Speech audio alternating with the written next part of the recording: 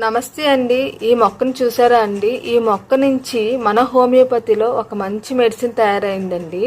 ఆ మెడిసిన్ అనేది ఎవరికైతే మెరాస్మస్ ఉంటుందో, గౌట్ ఉంటుందో, తర్వాత రుమాటిజం ఉంటుందో, కాన్స్టిపేషన్, డయేరియాతో సఫర్ అవుతున్నారో, డయాబెటిక్స్తో సఫర్ అవుతున్నారో వాళ్ళు ఎవరైనా తీసుకోవచ్చండి.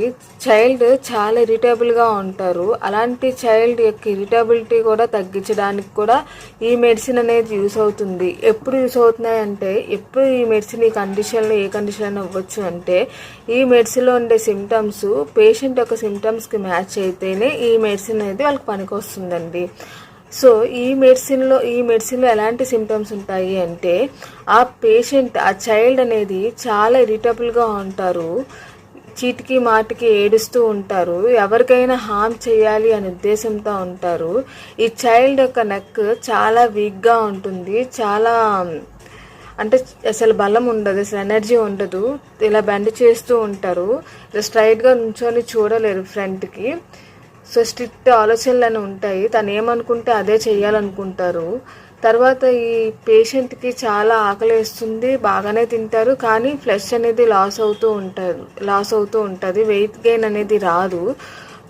లోవర్ లిమ్లో ఉన్న మసిల్ ఫ్లెష్ అనేది తగ్గిపోతూ ఉంటుంది. మెయిన్గా దాన్ని ఎమేషియేషన్ అంటారు, మెరాస్మస్ అని కూడా అంటారు.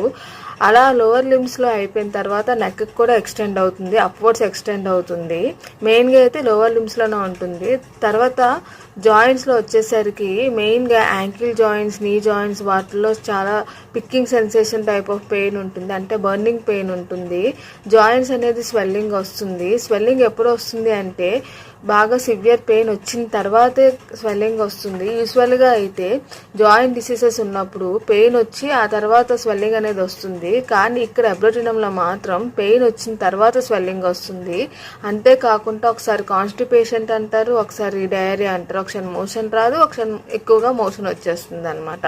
అలాగా ఆల్టర్నేట్ అవుతూ ఉంటుంది. రుమాటిజం అంటే severe joint pain, severe infection అనమాట జాయింట్స్లోని. అలాగా ఆ రుమాటిజం వచ్చే ముందు సడన్గా డయేరియా అయిపోతూ ఉంటుంది. ఆ డయేరియా అయిపోయిన తర్వాత అన్నా రుమాటిజం వస్తుంది, లేదంటే ఆ డయేరియా అవుతున్నప్పుడన్నా రుమాటిజం అనే కంప్లైంట్ వస్తూ ఉంటుంది. అలాంటి టైంలో ఈ మెడిసిన్ తీసుకోవచ్చు.